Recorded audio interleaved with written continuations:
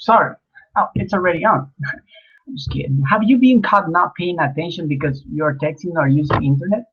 Are you doing it right now? Are you paying attention to me? We all know the benefits of technology, but it's everything good about it? Let's think about it. Of course, there are many positive use of technology, but have you thought in the problem of technology?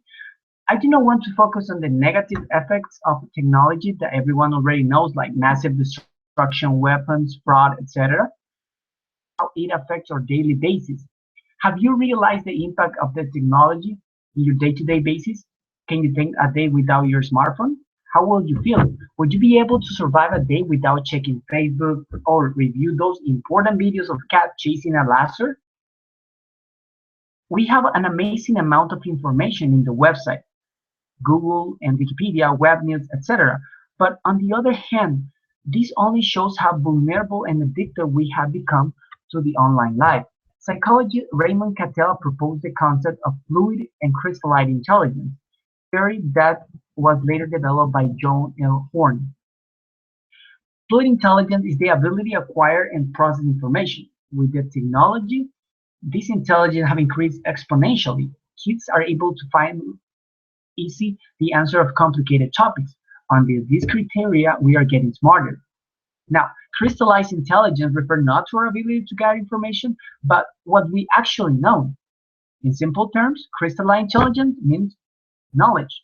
In other words, we are able to recall much information, but it seems that we prefer to trust in the web rather than in our memory and in knowledge. Do you know what the Google effect is? Can you remember your friend's birthday or phone number by heart? If the answer is not, probably you are suffering it. The Kaspersky Laboratory investigated this effect and conclude we don't commit to data to our memory because of the Google effect. It's like relying on someone else for the correct answer. Now, what effect this have on the classrooms? A study published by the journal Media of Education reported students spend a fifth of their time in class doing things on their devices that have nothing to do with their schoolwork. This was clearly noticed on the increase reported from 2013 to 2015. The percentage of students that checked their cell phone 10 times for non-learning reasons increased from 30 to 30%, and students that did not check it at all decreased from 8 to 3%. And 89% of these students accept that this have a negative effect in their study grades. Now, this happened even with photographs. Based on a study from Fairfield University in 2013, people that take pictures during their trips remember less details on what they see because they know what they have on the information stored on their cell phone. Like we trust our smartphone to store our memories, so we see the life through the lens of our smartphone. But is this affecting our intelligence?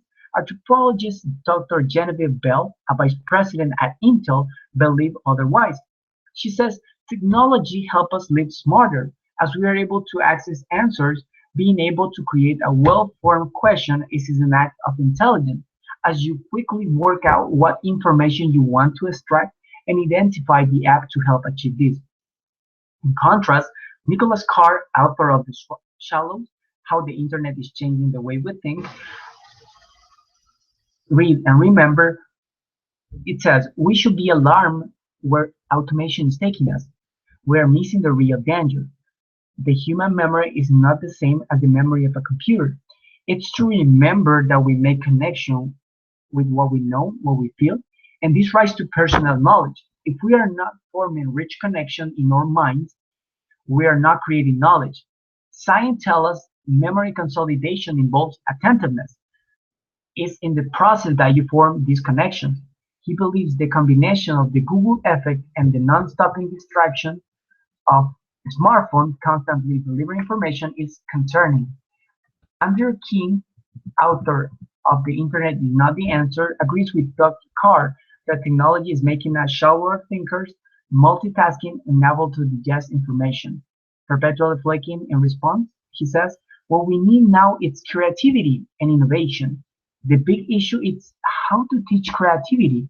We don't need to learn facts. To remember stuff is less important. Dr. Maria Wimber, speaking at the University of Birmingham School of Psychology advises to spend time offline to safeguard our memories. We know from memory research that we only remember information we pay attention to. She says if we spend all of the time online or experiencing our life through a smartphone camera lens, we might miss important experiences and not commit them to long-term memory. Constantly looking up information online is not an effective way to create permanent memories. The best way to make information stick is to sometimes sit back and mentally refresh what you have learned. Experiment conducted at the Philip Mary College of Journalism. They spent 24 hours without accessing any device on and the website. They comment, I spend way too much time on my computer doing basically nothing. And it was actually a relief to step back away and from that and spend time doing other things. I usually see a lot of my friends or people I know on my way to classes, and not having my iPhone on me gave me the excuse to actually have a conversation. Now, are you willing to safeguard your memory and crystalline intelligence, actually your mental process? Are you willing to go offline from time to time or reduce the amount of technology that you use today? We cannot allow us to go like completely offline. But I ask you that you can put away your cell phone while you study or when you're talking to someone and really focus on what they are saying. You will be able to really learn and keep information. We should not turn into robots just able to find information. Instead, intelligent being able to think and recall important information to take the right decision. Do you accept the challenge? Let's start with 24 hours offline. I promise you won't regret it. Thank you.